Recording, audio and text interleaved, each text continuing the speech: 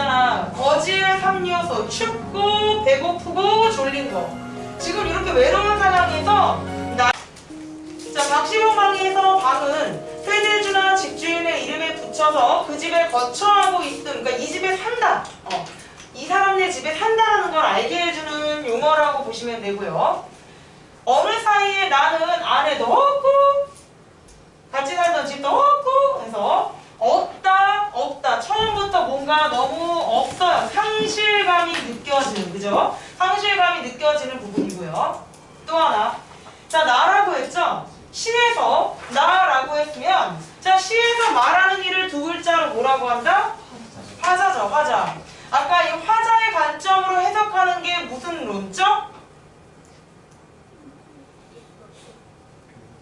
아니요. 작가가 아니잖아. 화자잖아. 내재적이다. 그죠? 근데 지금 화자가 나라고 했죠? 그러면 이렇게 나라는 게 있으면 화자가 위 작품은 화자가 겉으로 드러나 있다. 이렇게 보시는 거겠습니다.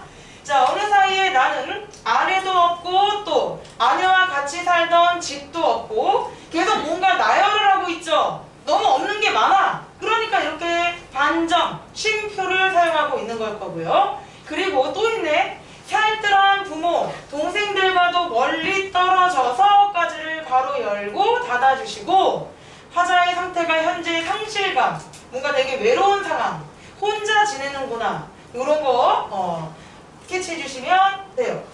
자, 그 어느 바람 새임, 쓸쓸한, 봐봐. 여기서 새이는요, 뭐 모르셔도 돼요. 대신 그 어느 바람, 아주 센 바람 할 때요. 그러니까 약간의 시적 허용이라고 보시면 되고요. 그 어느 바람 센 쓸쓸한 거리 끝에 나는 헤매었대. 얘들아, 헤매었다 이런 구절 때문에 그냥 뭔가 이렇게 떠도는구나, 정착하지 못하는구나, 그죠? 이렇게 보시면 될 것 같고요. 그런데 우리가 그 있잖아, 거지의 삼요소, 춥고 배고프고 졸린 거. 지금 이렇게 외로운 상황에서 날도 저물었어요. 원래 날이 저물고 어두워지면 생각 안 나던 전 여친 X도 생각나고 뭐 엄마 아빠도 생각나고 이런 법이거든. 기분이 조금 이상하겠네요. 자, 객지에서 지금 날이 저물었습니다. 바람은 더욱 세게 불고 눈치도 없죠? 바람은. 그리고 추위는 점점 더해 오는데 어느 목수 밑줄 쳐주세요. 자, 나는 어느 목수, 이 목수의 이름이 제목에 나왔던 지금 박시봉인가 보다 라고 할 수 있겠죠? 자, 집 헌사슬간에서 헌사슬간은 그러니까 무슨 이렇게 돗자리처럼 생긴 이렇게 지푸로 엮은 이제 그런 걸 말하는 거고요. 이런 거를 깐 좀 누추하고 습기 찬 어떤 작은 방에 여러분 잘 나오는 거. 화자의 현재 상태를 알게 해주는 구절이 어디다? 쥔을 붙이었다. 여러분 밑줄. 쥔을 붙이었다라는 뜻이 쉽게 말하면 새에 들어 산다 이 뜻이거든요.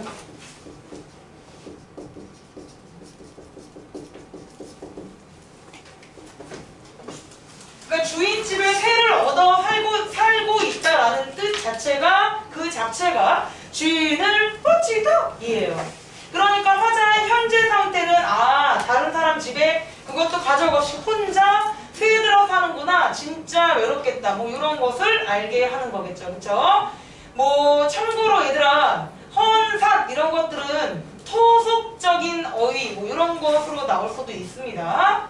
자, 우선 전체 파악입니다. 이리하여 나는 이 습내나는 춥고 누긋한 방에서 낮이나 밤이나 나 혼자도 너무 많은 것 같이 생각하며, 생각이 참 많습니다.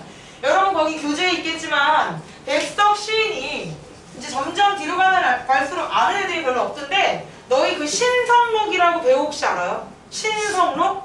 오, 알아요. 그 때는 항상 백석 시인을 볼 때마다, 사진을 볼 때마다, 참고로 백석 시인이 당시 문인, 글 쓰는 사람 치고 되게 잘생겼다라는 이름을, 그 평을 받는 작가거든요. 목도 되게 길고 실제 좀 되게 곱상하게 생겼어. 근데 신성록의 순둥이 버전, 그러니까 백석이 흑화가 되면 신성록 같은 얼굴이 나오는 느낌. 약간 이미지나 결이 좀 비슷하지 않아요? 목도 길고 나중에 한번 봐봐 그러면. 그래서 좀 비슷해. 근데 거기는 악역이 어울리고 여기는 착한 역이 어울리는 느낌? 인상은 과학이다라고 하잖아요. 그래서 지금 백석 시인이 좀 생각이 좀 되게 많아요. 그리고 살짝 애정 결핍이 있습니다. 자, 미리 얘기를 할게요. 윤동주 시인이 나왔다. 그러면 의도하는 단어 정해져 있어. 해시태그 두 글자. 성찰. 샵 성찰이야. 근데 만약 백석 시인이 나왔다. 이 작품만 있는 건 아니잖아. 나왔다. 그럼 백석 시인은요. 쉽게 말하면 애정 결핍이 있어요. 어디에 대한 애정 결핍? 공동체에 대한 애정 결핍. 그래서 공동체에 대한 그리움, 공동체에 대한 외로움, 막 이런 식으로 공동체라는 글자들. 근데 이 공동체가 사실은 뭐야? 우리 마을이기도 하고 우리 가족이기도 하고 이런 거잖아. 그러니까 결국에는 그 일본 이 백석이 잘생겨서 여자도 좀 인기도 좀 있고 했는데 나중에 그러니까 그런 감성을 많이 건드린 작품, 좀 더 이제 예술가 같아요. 네, 되셨죠? 자, 너무 생각이 많아서 이따가 자, 디롱백이 북닥불이라도 여러분 디롱백이 밑줄 쳐. 향소적. 그냥 뭐 이렇게 쉽게 말하면 그냥 진로된 옛날 그릇인데요. 이런 것도 시골에서 예전에 둥글둥글한 이런 그릇이어서 쫙 벌어진 그릇. 향토성을 나타내는 어떤 소재에 해당한다고 볼 수 있고요. 이것을 안고 손을 째면 얘들아 약간 여기 그 옛날에 화롯불 같은 거 조그만 미니 난로 이런 거에 손 대고 있듯이 이런 게 이제 겨울이야. 손을 째며 제 위에 제발요. 뜻없이 글자를 쓰기 시작했다. 밑줄이요. 뜻없이가 의미하는 게 세 글자로 보기. 외로움? 아니, 뜻없이. 글자를 막 쓰는데 그냥 아무 뜻이 없어. 무력.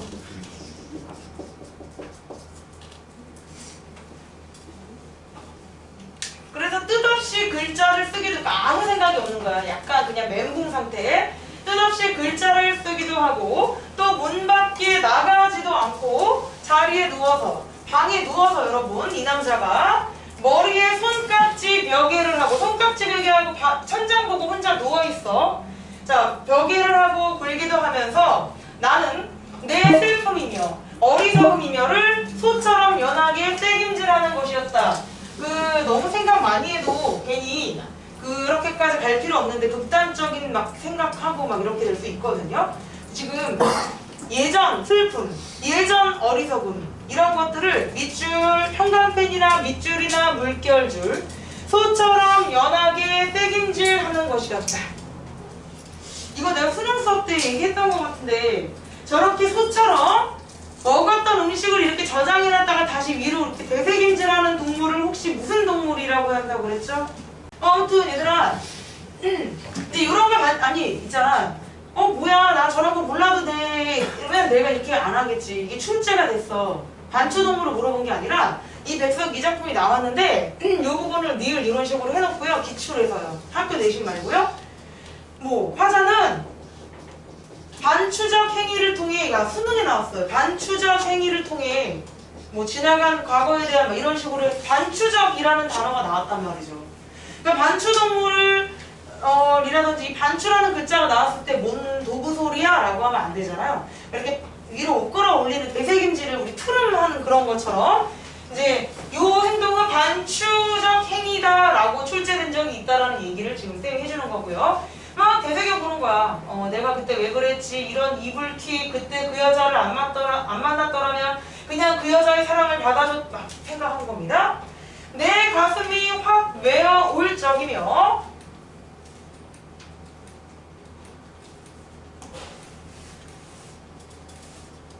내 눈에 뜨거운 것이 핑 개이는 거 뭐가 보이는 거예요?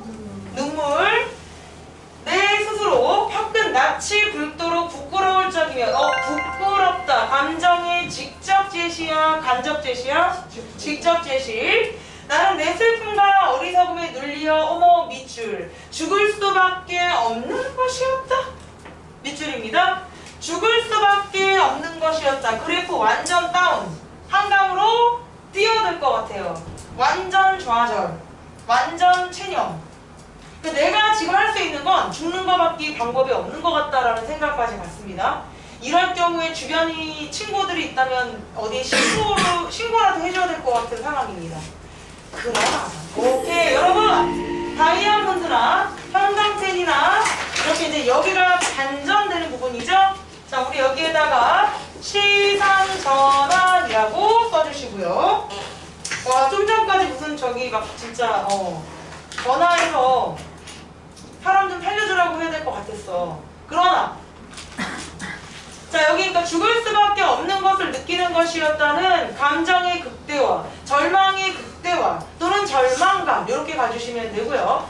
그러나 잠시 뒤 나는 고개를 들어 허연 문창을 바라보든가 또는 높은 천장을 쳐다보다가 이제 생각이 딱 난 게요.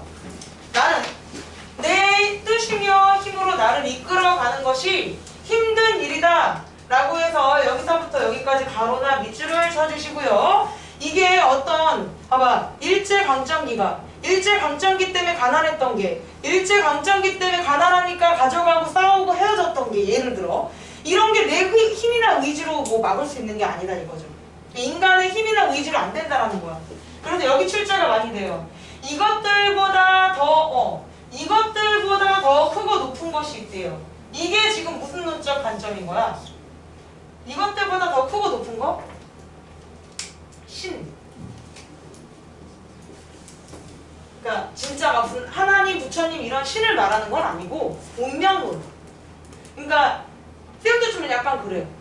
그러니까 정말 힘들고 아니면 정말 사고 싶었는데 못 사고 아니면 정말 열받고 막 이랬어 아니면 정말 조금만 빨랐다면 이 차를 안 놓쳤어 막 이런 상황들이 살다 보면 있잖아요. 근데 이 차를 탔으면 혹시 무슨 구설수에 오르거나 사고가 날 뻔했는데 차라리 잘 됐나 보다 라든지 지금 바람 필 놈은 나중에 뭐 5개월 더 있다가라고도 바람 안 피겠냐 막 이렇게 내 옆에서 누가 바람 폈다는 건 아니고요. 그러니까 그런 식으로 약간은 이제 부모님의 영향도 좀 있는데요. 조금 그런 식으로 그러니까 어차피 이거 내게 안 될 거였나 보다라는 식의 약간 운명론적 관점으로 좀 스트레스나 이런 거를 조금 삼는 편이거든요. 그러니까 여기도요. 이게 뭐 내가 맞고 하려고 되는 게 아니었다라는 걸 깨달았다 이 얘기죠. 그래서 여기가 출제가 되게 많이 된다고요.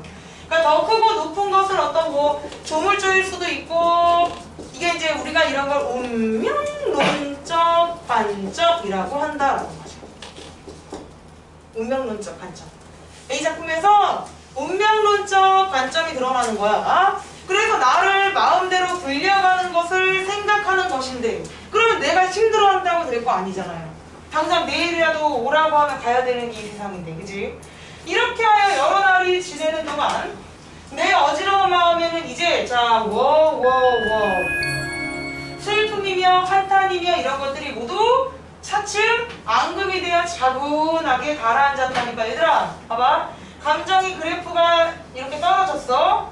그러다가 이게 다시 조금 올라갈 거야. 그런 날을 기점으로 너희는 골라야 돼. 올라가는 거를 골라야 되는데 굳이 말하자면 이렇게 올라가다 이렇게 안정을 찾는 이제 이런 지금 그러니까 지금 여기 부분은 마음의 안정을 찾는 부분이다라고 이제 보시면 되겠죠.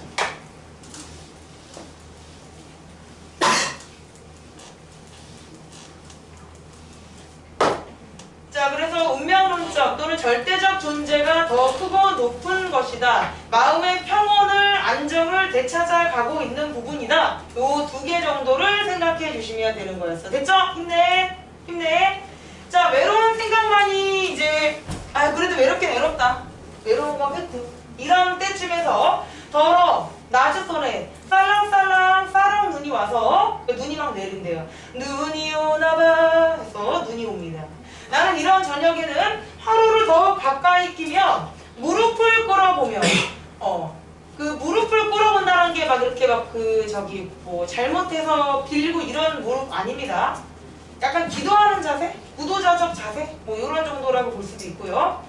나오네요. 끝났어. 어느 먼 산 뒷옆 바위 옆에 외로이 서서 어두워오는데 하얀 눈을 맞고 있을 그 마른 잎새에는 누구를 살랑살랑 소리도 나며 눈을 맞을 누구? 갈매나무를 생각하는 것이었다.